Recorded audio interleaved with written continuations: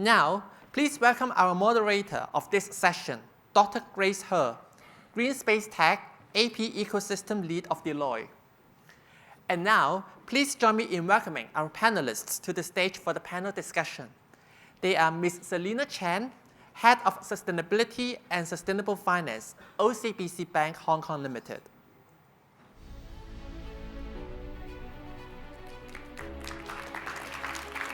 Dr. Vincent Cheng, Director Arup. Mr. Augustine Yuen, Senior Business Development Manager, Veolia Hong Kong.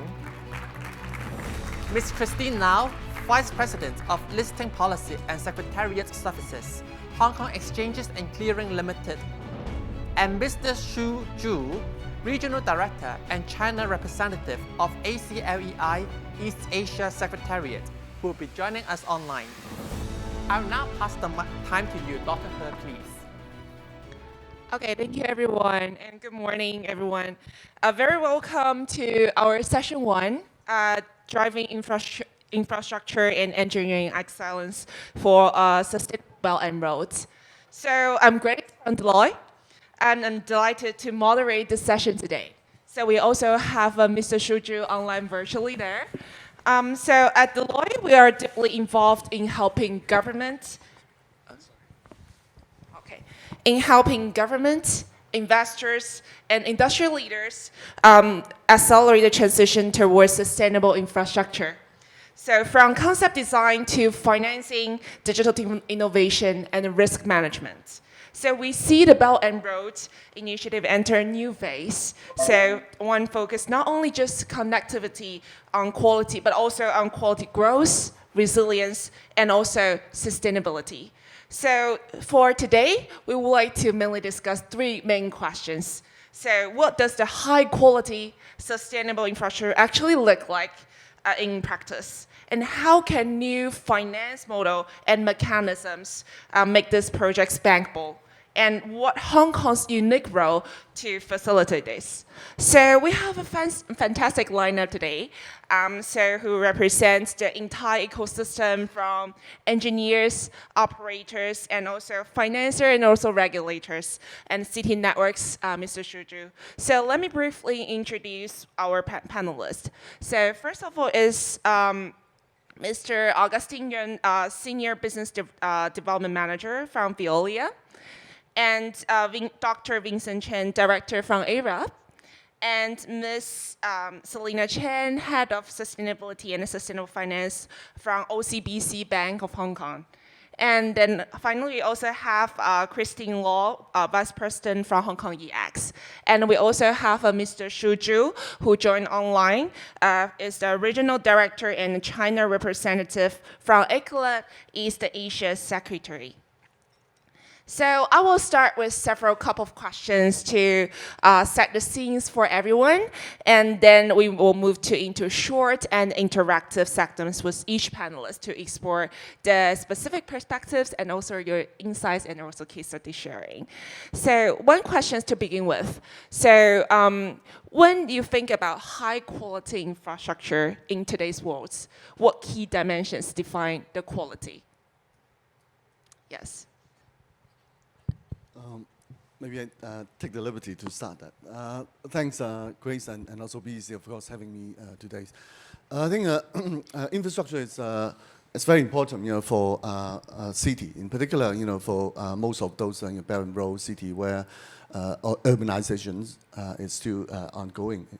We see a lot of mega infrastructure, from transport, from resources down to the AI. It's now happening in Southeast Asia and now more also in Africa and also South America. So I think on that, we still need to stick to the fundamentals. Right? For system or for the infrastructure to be sustainable, it has to meet that triple bottom line agendas. And that thing for social, I think definitely it must have kind of social value that benefits to the entire community.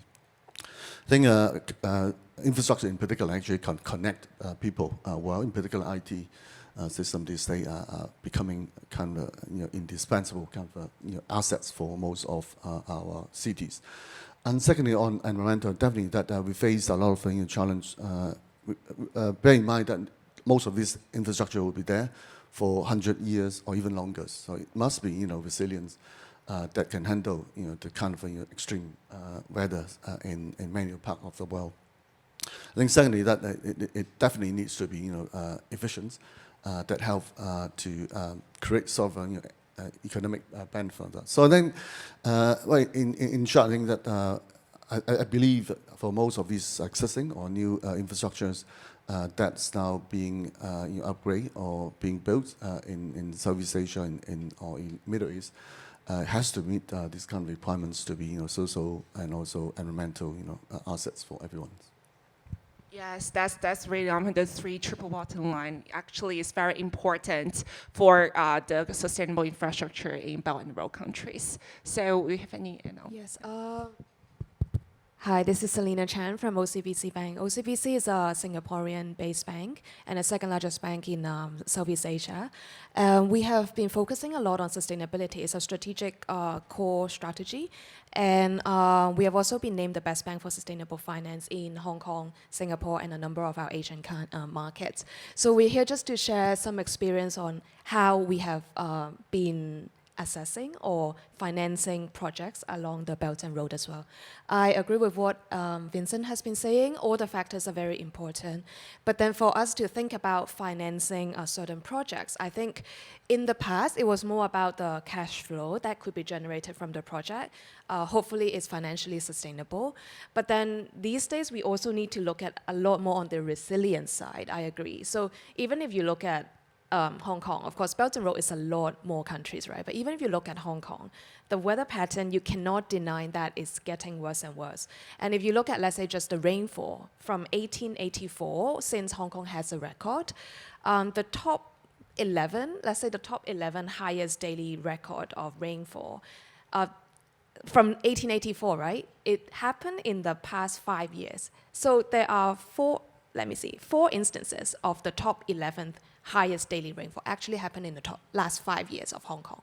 So you can see the weather impact is intensifying, even if we look at our own city, right? So you can imagine actually globally there's a lot more of these weather patterns that we need to be aware of. So I think when we think about a sound, viable infrastructure projects along the Belt and Road, we need to consider the sustainability aspect of it as well. Okay, I'm Augustine from Veolia. I think I really agree Vincent and Grace, as Celina mentioned about the social inclusion and also the finance support.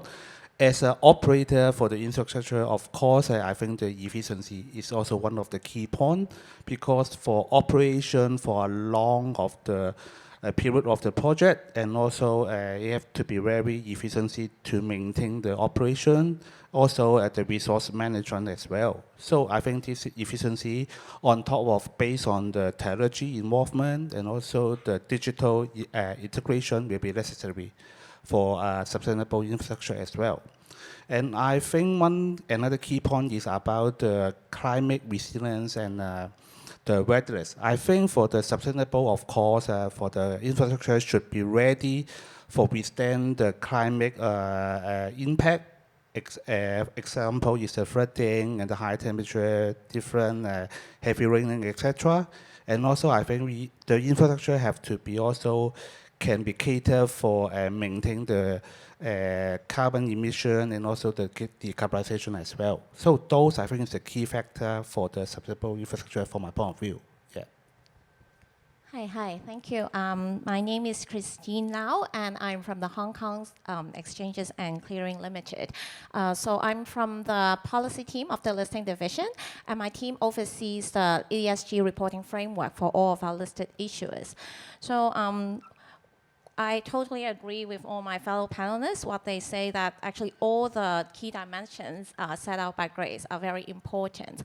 But I think I will add one point is that I would think resilience and climate readiness may be, for my part, I think it's even more important. As said, the infrastructure projects will be there for a very long time.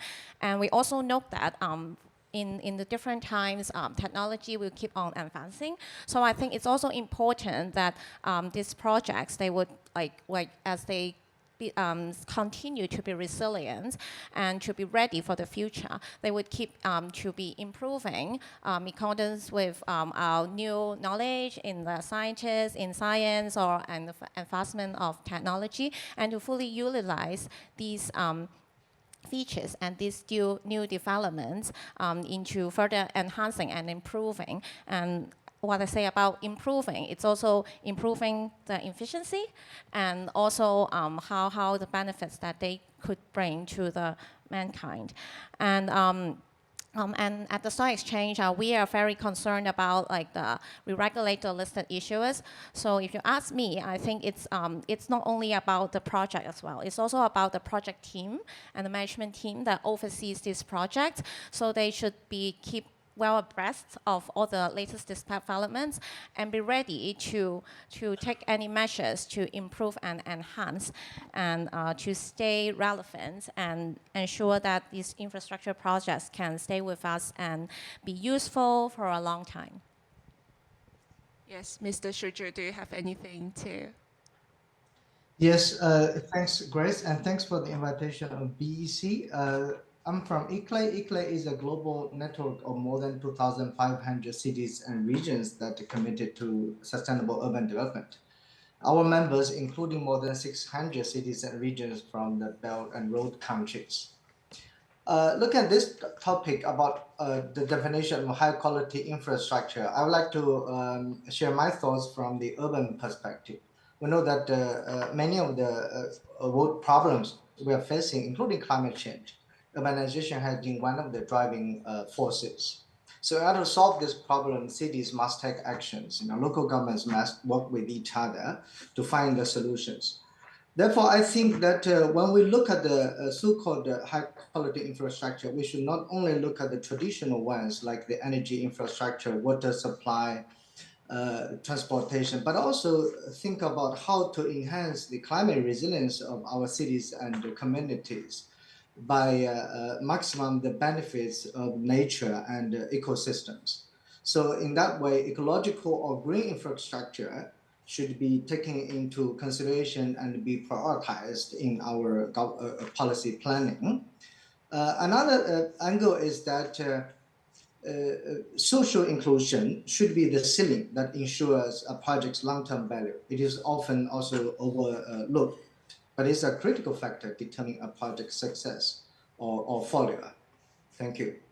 Thank you. Actually, we heard lots of keywords: resilience, collaboration, social inclusion, and also sustainable, of course. So that's how we define the high quality infrastructure. So Dr. Vincent, Arup, actually we have led lots of different sustainable infrastructure projects across global and also Southeast Asia. So Arup has led those infrastructures. So from Arup's experience, how can we balance rapid development with sustainable goals, particularly in energy intensive sectors like data center and also transport? That's a very good question. So I think it very much depends on the context and of course the natures of the infrastructures that is going to be served.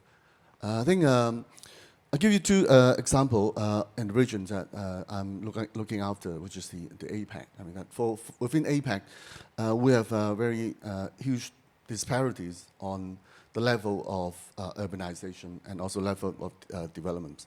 So when you look into, for those very developed or more developed city or economies like Japan, Singapore, Hong Kong, and also ANZ, they are very developed. I mean, the sort of efficiency that we look after is actually how we can capitalize technologies and also training. I mean, Commissioner did this morning have mentioned that training of our professionals to make a city more efficient. So I think for that we have to rely on a lot of new technology that riding on the kind of rising on the capability of AI.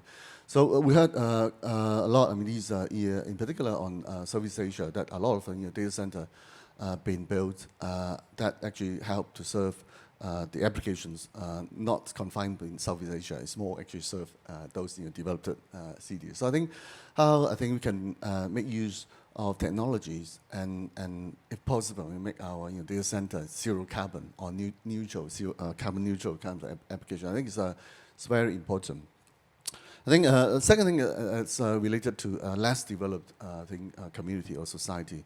I think for many of those Belt and Road countries, there's still in strength and low level of urbanization or development. That require a lot of physical kind of constructions, and again that we allude to a lot of kind of use of resources, materials, and that's very important. And this thing, I think in this part, well, we actually having gone through almost half a century of urbanizations. I think we actually have amassed a lot of knowledge on how we can optimize the use of resources. I mean, Commissioner earlier still mentioned on the way how we can use, for example, MIC that can actually help to reduce the use of material, and importantly to enhance the quality. So as well. So I think on that, I think we still need to look into kind of context of the kind of society that these infrastructure need to be served. Very importantly, that we have to make kind of sharing more effective. I think it's good. I mean, this morning that we heard a lot from both Commission and also from our Mr. Sun on how we could have more kind of training center that can share this kind of know-how. I think importantly, the kind of experience, some bad and some good kind of lesson learned, and make these invisible infrastructure and also visible infrastructure as efficient and I think climate resilient as possible.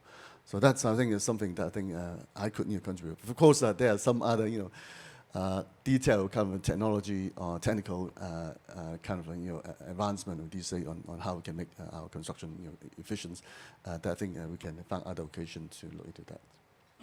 Yeah, thank you, Dr. Vincent. Actually, technology is also the key to enable sustainable infrastructure.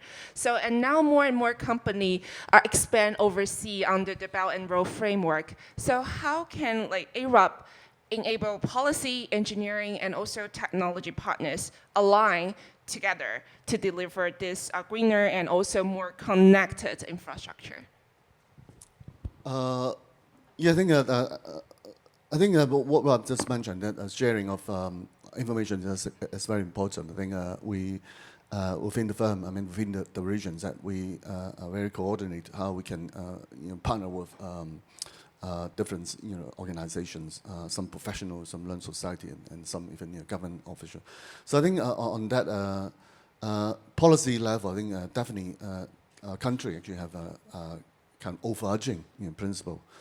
Down to the kind of implementations in that 15th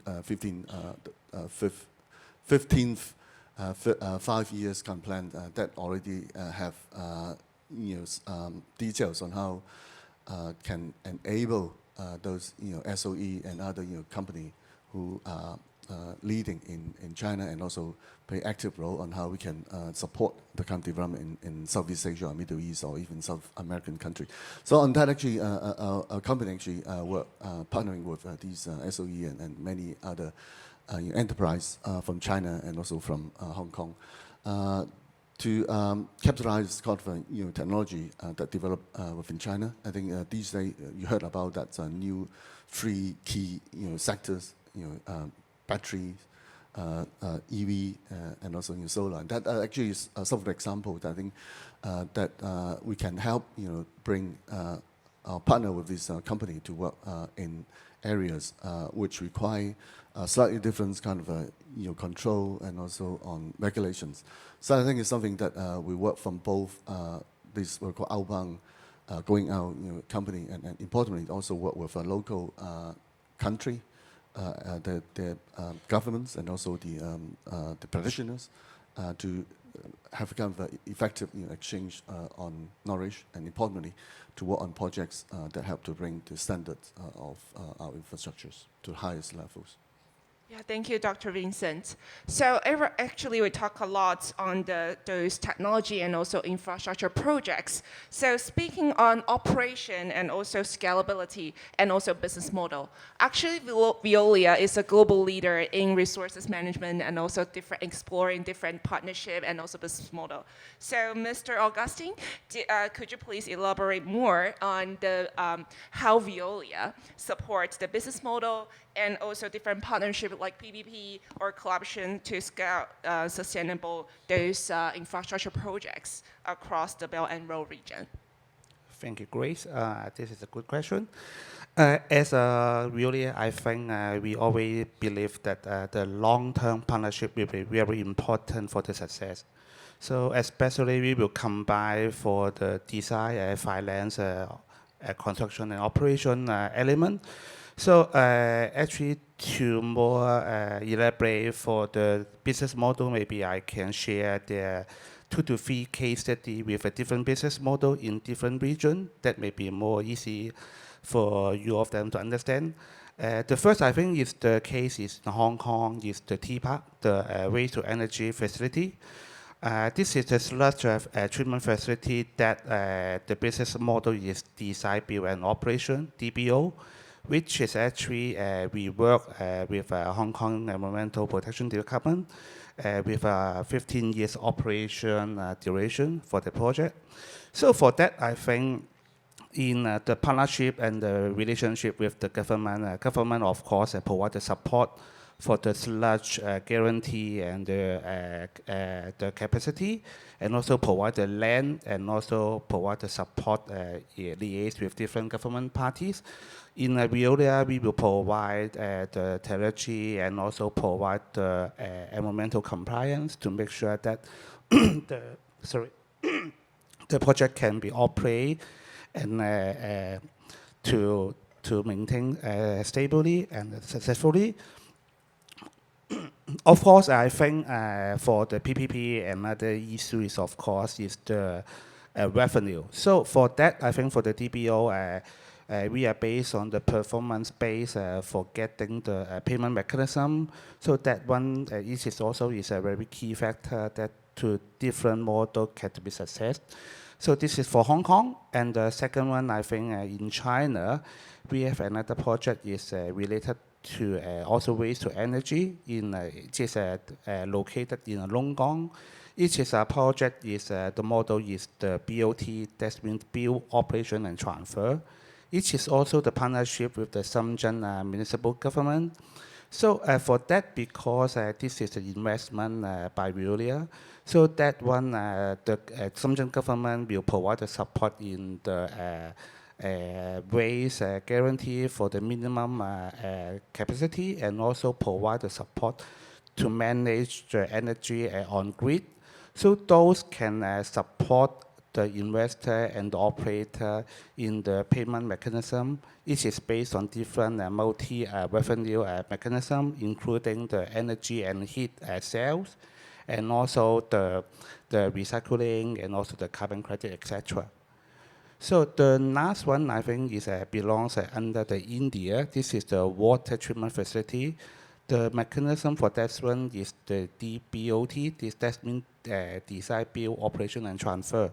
For that project, the partner will include fee, including Veolia, and also the government in India for the municipal, and also the financial bank that provide the investment support. So those is another mechanism that to help the party to be success, because each party will have their different responsibility, including the support in the local, the water guarantee, they will buy back the water as well. And the Veolia provide the technology and operation, and the financial bank will provide the investment support as well. So in conclude, for the partnership for that, I think the long term, maybe more than 15 or 20 years operation, together with actually the partnership with different countries with different mechanism, and each party have their own responsibility and share the risk will be most important. Yeah. Yeah, thank you. We heard like 3 different case studies on different business model in Hong Kong and also mainland China and also India. So one more questions to follow up. Do you see any potential, like when Veolia around those different business model in different regions, what kind of challenges or opportunities you observe from different business model? I think for the most challenge I've is that different country have different culture and requirement. So for that, we really need to be adopt and also educate and learn the different practice in different country. And second one, I think the local partner is also very important because what I mentioned, different regulation, party requirement, for the local partner will be important to provide the support, especially this is the project including the construction and operation. It definitely need the local people to support. Yeah. Yeah, thank you, Ms. Augustine. So because we have already seen how these projects are structured underground, so let's explore how finance innovation can drive those success. So Celina, because we understand as a leading financier, OCBC play a very critical role in enabling those sustainable projects from concepts to constructions. So could you please share more how does these different bank structures and these collaborations can balance the financial return and also the long-term sustainability and also the impact objectives? Great, thank you so much. I think in terms of the Belt and Road infrastructure projects, they have come a long way. If we look at, let's say, last year, in terms of the energy construction or investment-related projects, it's already the greenest since the inception of Belt and Road in 2013. So around 30% of these energy-related projects are on green energy. So whether it's solar or hydro or anything like that, that amounted to about USD 13 billion already. So 1/3 is quite a lot. It's the greenest ever since we started this journey on Belt and Road. And I can also very honestly say it has come a long way because at the start of the Belt and Road, which was around 2012 to 2013, I was in fact in Sri Lanka. I was working in Sri Lanka. I was the Chinese banker there, the first ever Chinese banker there, to manage the Belt and Road Initiatives project. So we financed and supported a lot of these Chinese companies, even before the start of the Belt and Road Initiative, to go overseas and build infrastructure projects. So I could very honestly say at that time, green or sustainability was not really a consideration. Yeah, so I have seen over the 10 years or so how it has evolved. So I think it's a very encouraging movement. In terms of how financing we support that, I think for banks it depends because these projects are huge, usually mega projects, right? Sometimes the financing may or may not come from the private sector. A number of times they actually came between national cooperation or contracts, depending on the relationship between the governments. And with China, of course, the Belt and Road countries are usually, quite friendly parties. So a number of the financing arrangements perhaps could be also arranged on a national level rather than private level. But then where would banks come in is that we provide the risk sharing or the guarantee of payments, which is also very, very important for projects to kickstart and to continue. So for example, let's say we would be sometimes working with development banks as well, so Asia Development Bank, IFC, etc., on bank guarantees. We, for example, did a transaction which was to support, is a social healthcare bond. So it was to build hospitals in Southeast Asia, Indonesia, but it's also very quantifiable.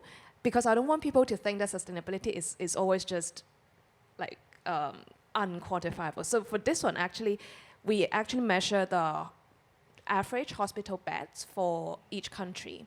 Out of 1,000 people, if it's below 3.7 hospital beds, which is the average among East Asia and the Pacific, if it's below that average, then our social bond will go into those countries and to help build hospitals that increase the average hospital beds.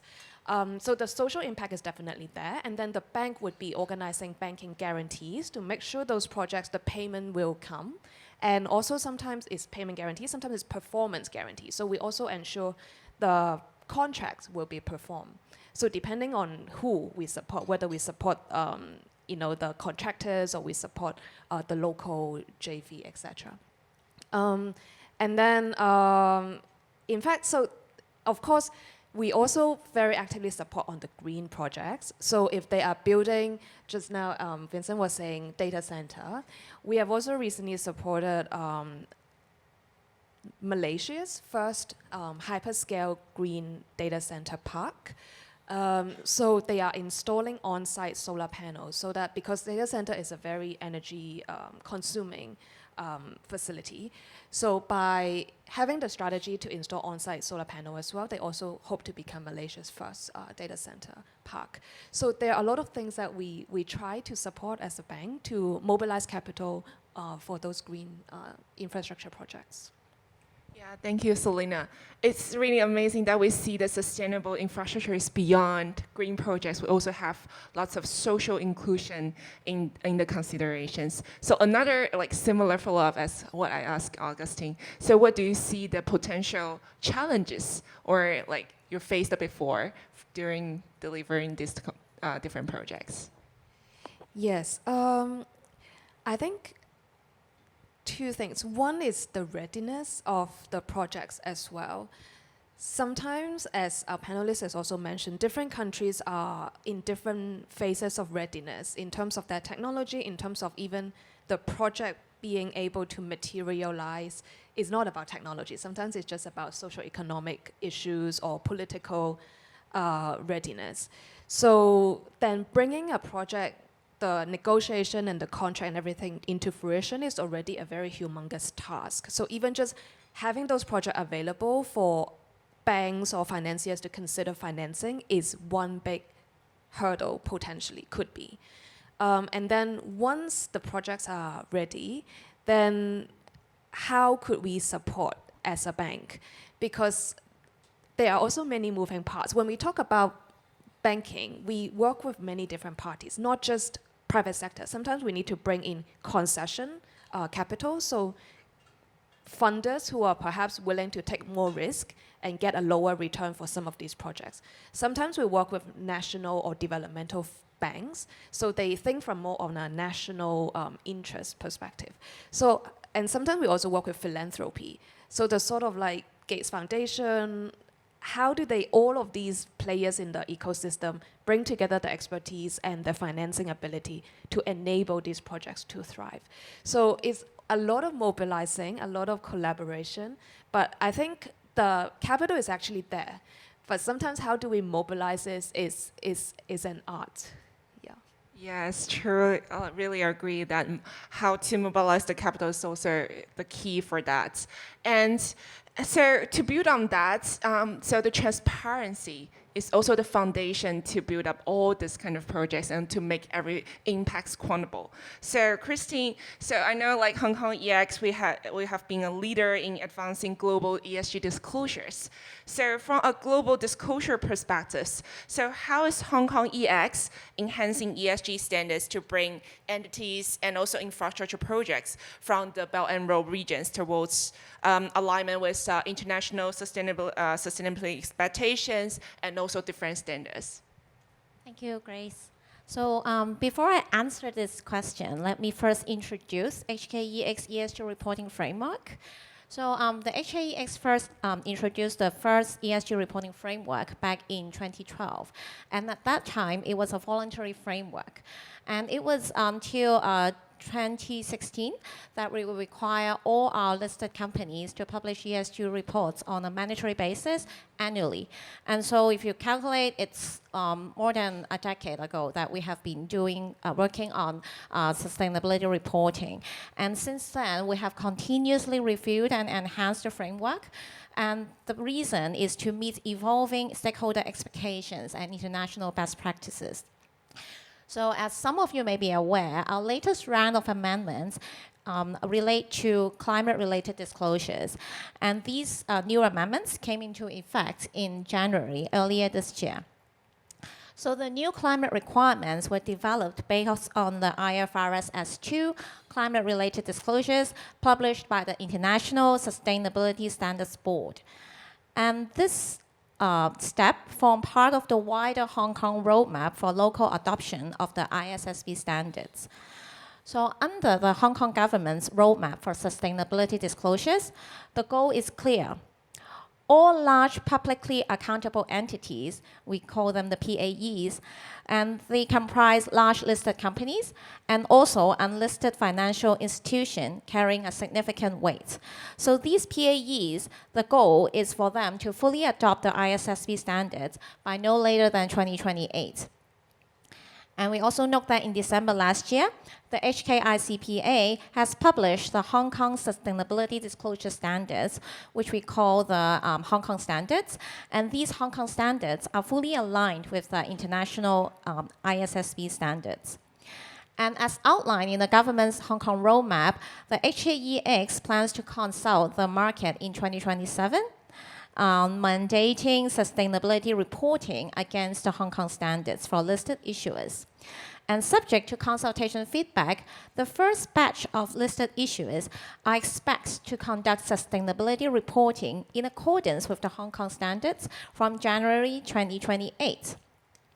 So these Hong Kong EX new climate requirements represent the first step to prepare our listed companies towards the eventual sustainability reporting in accordance with the Hong Kong standards. So back to Grace's question. So how can Hong Kong contribute to and facilitate the sustainability standards in the Belt and Road regions? So under the ISSB standards and also under our new exchange climate requirements, listed issuers are required to report on various metrics, such as the Scope 3 GHG emissions. And listed companies are also required to disclose any climate-related targets, such as GHG emissions targets, or any other targets that it has set, or any targets that the issuer is required to meet by law or regulation. And also, they are required to give information on transition plans, if any, to move towards a lower carbon economy.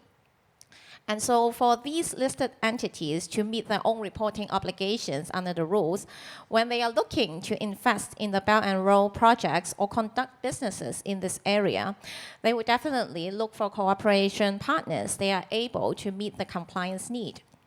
So these companies would likely consider whether the infrastructure projects align with the plan to transition to a lower carbon economy. And they will also consider whether the counterparties are able to provide accurate and complete ESG data, such as GHG emissions, to help them comply with their reporting obligations. So we at the Stock Exchange have all along recommended our issuers to engage with their fellow chain entities and bring them along their sustainability journey. And we believe that through this engagement, Hong Kong companies could share experience and bring knowledge and international best practices into the Belt and Road region. And conversely, with clear investor demand, companies from these Belt and Road countries would also be more incentivized to enhance the ESG performance. And lastly, we all know that investors like transparency, and they would like to know how well prepared a company is towards sustainability risks. And we take that into account when making the investment decisions, especially in respect of long-term investments. So a lot of investors have told us that they want to see how the management looks at sustainability. And a management team that is well prepared and demonstrates leadership in this area will definitely boost investors' confidence. So in the long run, we hope that those Belt and Road entities, the management would also gradually advance from like a compliance mindset to really a management team that proactively factor in sustainability considerations into day-to-day operations and decision-making, and thereby bringing the Belt and Road entities and projects to align with international sustainability expectations.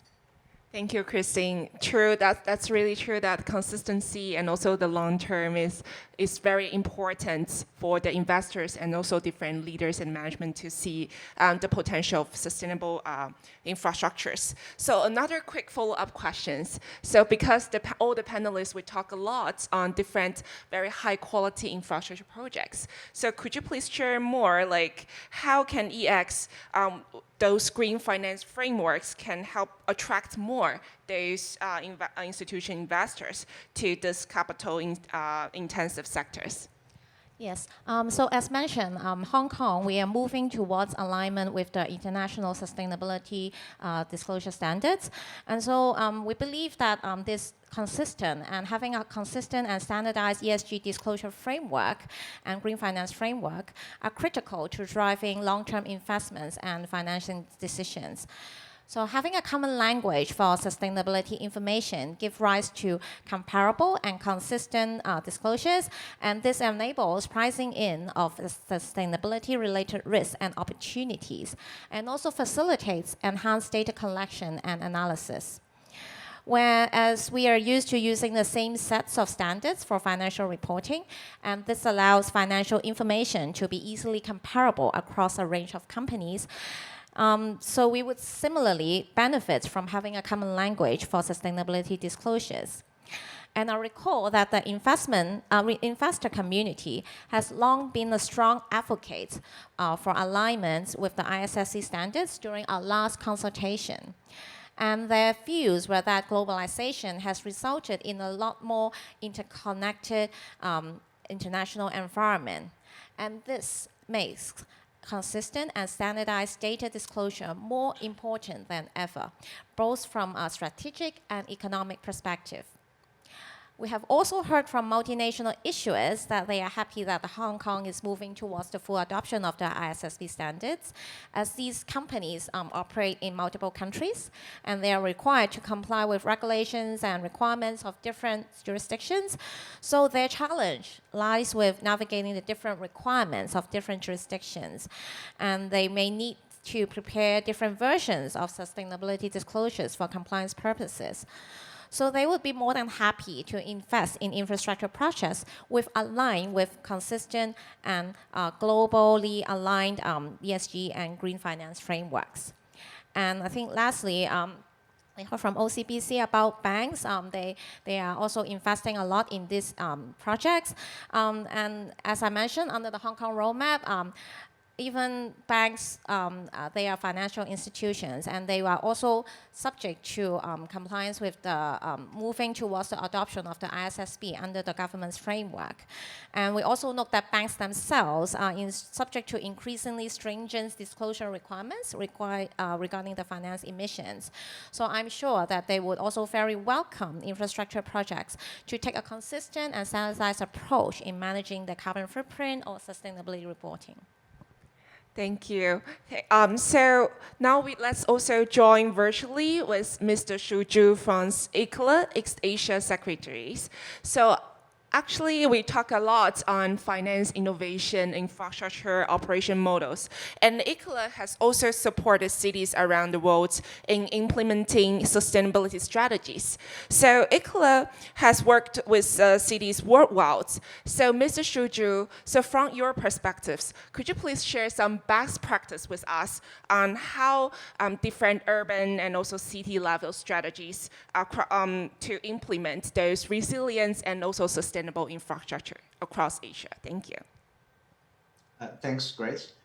At ICLEI, we see the cities are complex system of systems. So ICLEI, through its 5 interconnected pathways, namely low emission development pathway, resilient pathway, circular pathway, nature-based pathway, and people-centered pathway, to help our member cities worldwide to develop integrated solutions to tackle their challenges. So from our perspective, the most compelling practices are those that may beyond standalone projects to integrate climate action into urban governance and infrastructure systems. I would like to give you a few examples.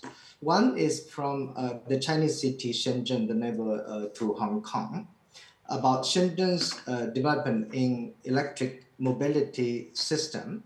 This is also a great example of a partnership between Shenzhen and Hong Kong through the Shenzhen Bus Group.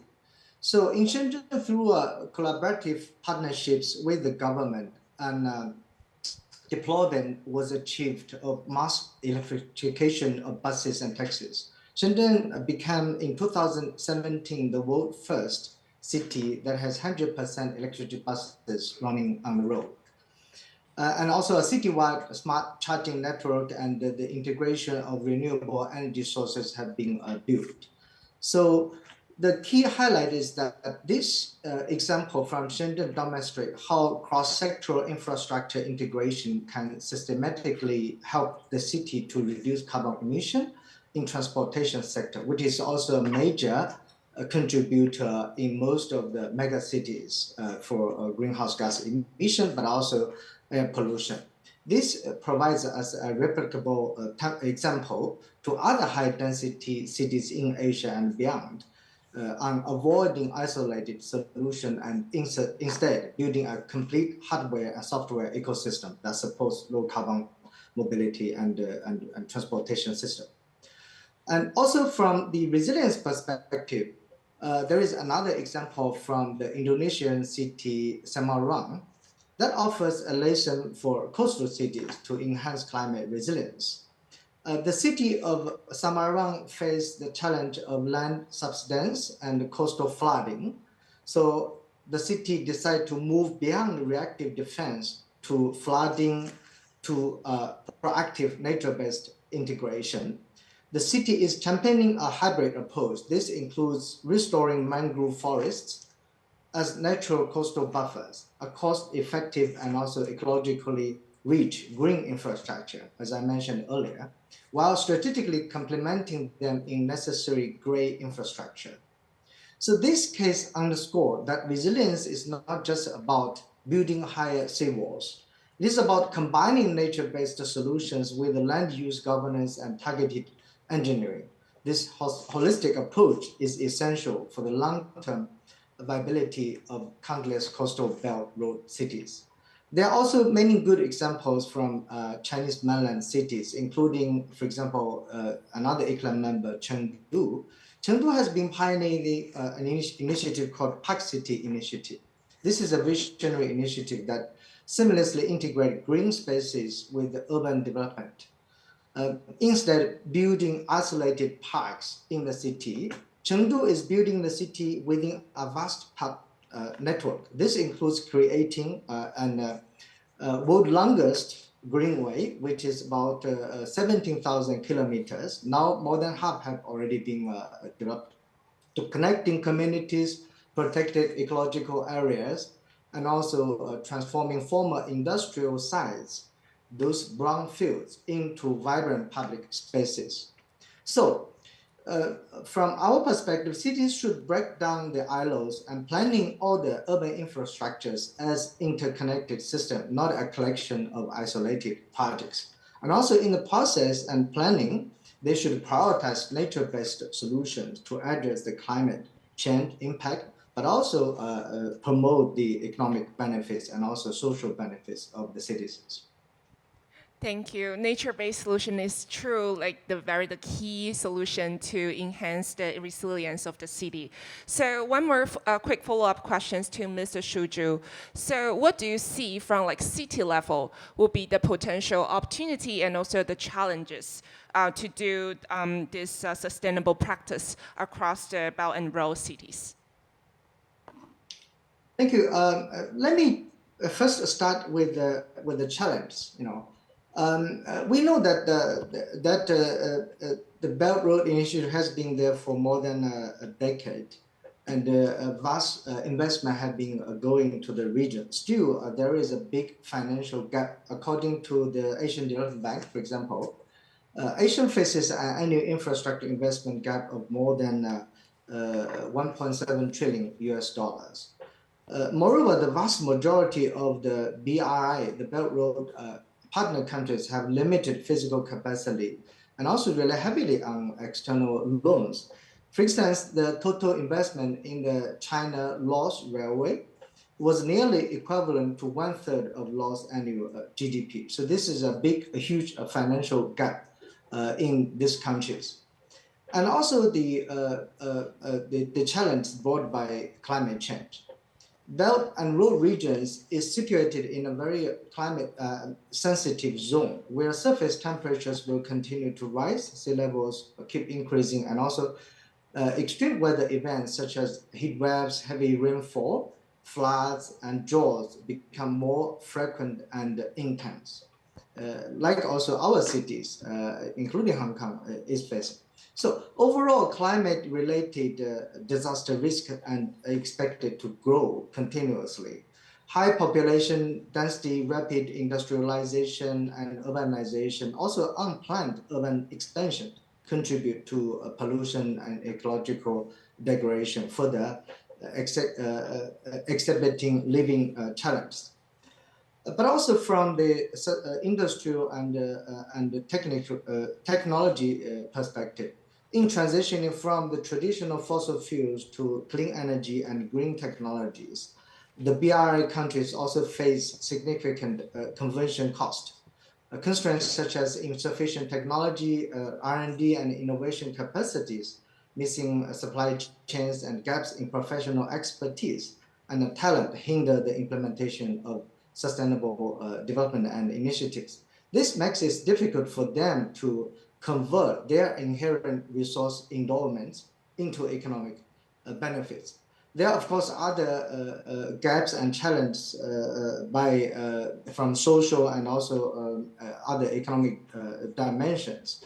But also the region also, I mean, when we talk about the opportunities and also future investment potential, we have to also have to consider the governance perspective and also the geopolitical risk. I mean, due to the numerous historical legacies, religious, territorial conflicts, frequent regime change or government change, resource competition, and major power rivalries, those partner countries often operate in a volatile geopolitical environments. This also poses significant difficulties for the implementation and across the region and also operation of sustainable development.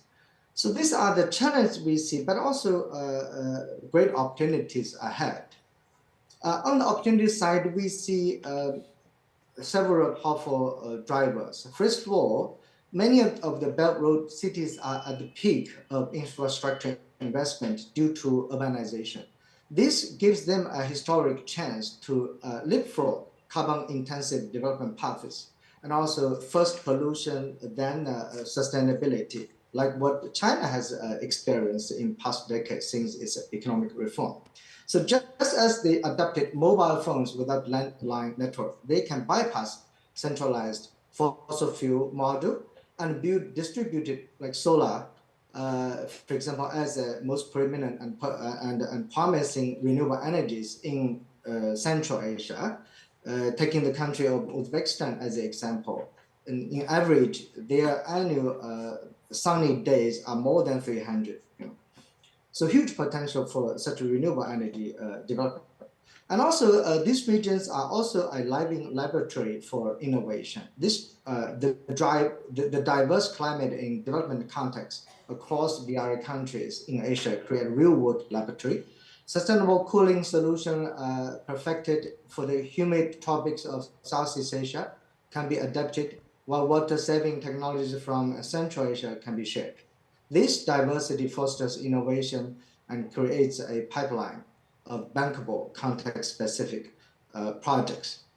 In conclusion, the opportunity is the platform and potential for transformation. The challenge is rooted in governance, finance, capacity, etc.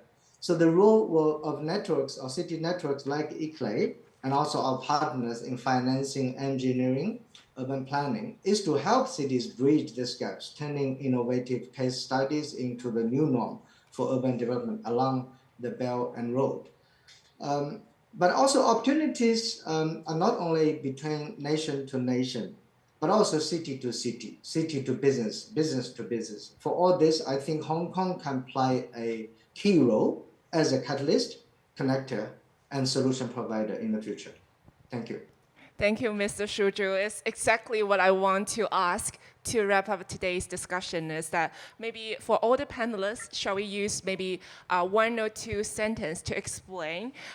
So because today we hear a lot, like Hong Kong will be the super connector for the Belt and Road countries. So, could you please share more how Hong Kong can strengthen and make the greatest impacts? Maybe I will start from Dr. Vincent, yeah. I think beyond simply connector, we need to be what Commissioner earlier mentioned about value adder. I think on that, I think definitely Hong Kong have unique advantages. Firstly, is on our experience, our know-how. That our MTR system actually by far I think is the most convenient and most sophisticated kind of system in the world. I think that kind of know-how need to be smartly used and deployed in other projects in this region. Well, secondly, then of course we also got kind of advantages. The competition is not simply Hong Kong with or other cities. It's actually a kind of sometimes competition between a bloc, sovereign funds and others. So I think we have to capitalize kind of advantages of our central government can support partnering where possible with SOE and also technology provider to provide a solution better, greater than, for example, solution from Samsung from Korea or even some Japanese technology providers. So I think the context here is not kind of simply project by project competition. It's kind of a regional kind of competitive advantages competitions on that. I think we certainly have other partners from financial sector that we can collaborate together to give a kind of a better integrated solution with that. Yeah, Mr. Augustine. Yeah, I totally agree with Vincent. So on top, I think I also just mentioned by Nicholas, I think Hong Kong is going to set up the training center in Hong Kong. I think we can further to extend that maybe we can become a demonstration hub, especially in Hong Kong. They already have a lot of real cases for the sustainable infrastructure, not only for the waste to energy, but also the railway, the beach, etc. Maybe a very good example and really can put this practice and demonstrate the real successful case to different countries and parties. So I think this is the one.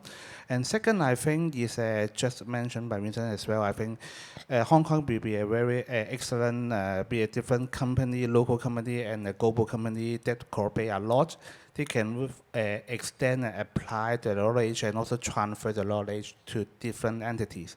So I think those will be the ones that Hong Kong can be further extend for the key collector. Yeah. I think from the financing perspective, it's 2 key aspects. One is bringing the capital, and secondly is the innovation of financing structures. So in terms of capital, Belt and Road, we're talking about Chinese corporate as well going overseas. In fact, in terms of overseas offshore green bond for Chinese corporate, Hong Kong Stock Exchange is still the largest platform. We have 40% of those issuances. So Hong Kong is still where the money comes through. And then in terms of innovation, there's a lot of structure that is also Hong Kong's first or industry first. Let's say our financing for maritime, our financing for logistics, or hospitalities, hotels. So a lot of these are structured out of Hong Kong as well. So I think there's a lot of whether tangible, intangible intelligence that the financial industry can play in this role. Okay, so first of all, I agree with what all the panelists have shared. And I would like to add that from a regulator's perspective on the disclosure base. I mentioned that our listed issuers have started their sustainability reporting journey more than 10 years ago. So you will note that a lot of our issuers and also in the market, there are a lot of market practitioners that they are already familiar with this reporting exercise. And as we move forward and align our standards with the international standards, so the talent pool will keep on growing and they will be able to possess both the local and the international expertise.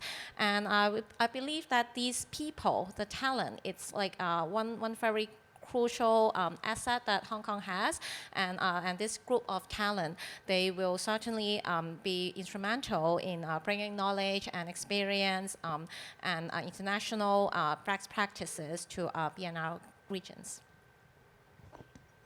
Yeah, Mr. Shuju, could you please use 1 or 2 sentences? Oh, yes, thank you. I think our fellow speakers have shared a lot about the Hong Kong as a financial center to provide this financial support. But I just want to address 2 points. One is that Hong Kong could be a hub of knowledge and solutions, because with Hong Kong's world-class professional services, whether in engineering, legal consulting, sustainability, you can help to incubate and also summarize or transform all these best practices. Many are not necessarily only from Hong Kong, but also from mainland Chinese cities and also beyond. Then to help make tailored solutions for the cities and the regions in the Belt Road countries. Another one is that Hong Kong can also play a key role to facilitate the multi-stakeholder collaboration and partnership. As I said, Belt Road Initiative is not only nation to nation or city to city. It should be also address multi-level collaboration and also multi-sectoral cooperation. So I think Hong Kong could also play a role as a connector and platform to bring all this multilateral partnership for the success and the prosperity of the Belt Road. Thank you. Thank you, and thank you everyone for their final thoughts. So yes, that's true that the collaboration is also the key words. So the collaboration should not only between the countries, among the countries, but also should across engineering, finance, operation, and governance is the key to achieve the sustainable and also the high quality infrastructure.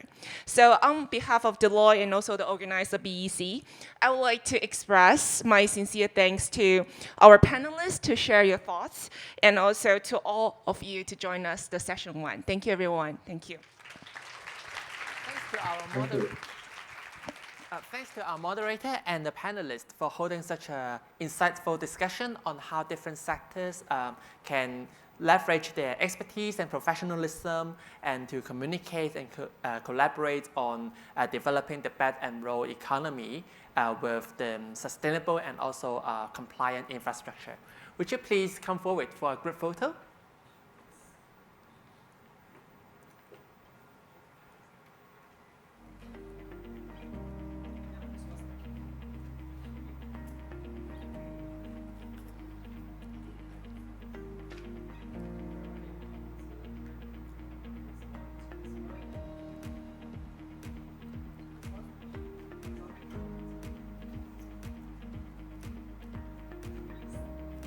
Thanks again, and please be seated.